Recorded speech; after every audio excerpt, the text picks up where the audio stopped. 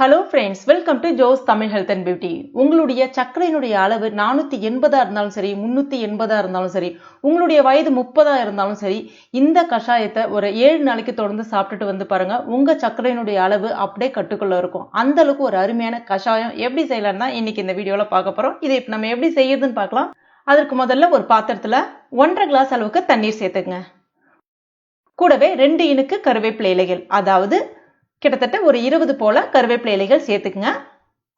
அடுத்ததா 1 டீஸ்பூன் வெந்தயம், கூடவே 1/2 டீஸ்பூன் அளவுக்கு ஓமம், அடுத்ததா ஒரு சின்ன துண்டு அளவுக்கு இஞ்சி கழுவிட்டு தோல் நீக்கிட்டு எடுத்திருக்கேன். இதை 2 தடவை நல்லா தட்டிட்டு அதையும் சேர்த்துக்கலாம். அடுத்ததா பட்டை பொடி சேர்க்க போறேன். உங்ககிட்ட பட்டை பொடி இல்லை அப்படின்னா இந்த மாதிரி பட்டை இருக்குல்ல, இந்த சைஸ்ல, அதாவது நம்ம பிரியாணிக்கெல்லாம் பயன்படுத்துவோம்ல, அந்த பட்டை தான் இது. அதை நான் ஒரு 1/4 டீஸ்பூனுக்கு குறைவாகவே சேர்க்கிறேன்.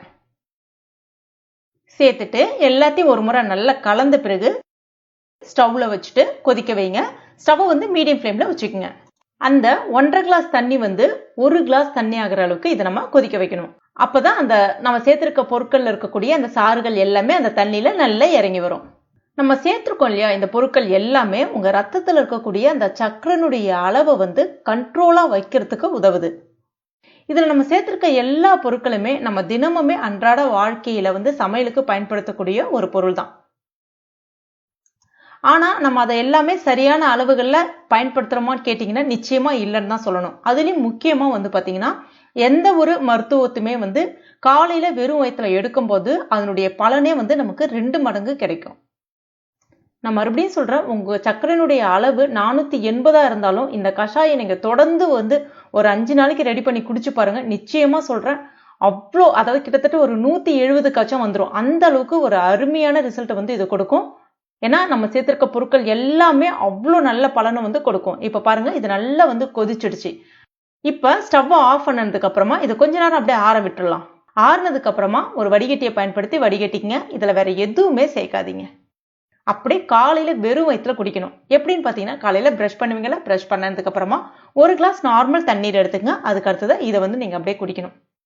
எத்தனை நாளைக்கு குடிக்கணும்னு பாத்தீங்கன்னா, கண்டிப்பா 5 நாளாச்சும், மினிமம் 5 நாள் குடிச்சு பாருங்க. நிச்சயமா சொல்றேன், உங்களுக்கு நல்ல ஒரு பலன் தெரிய ஆரம்பிக்கும்.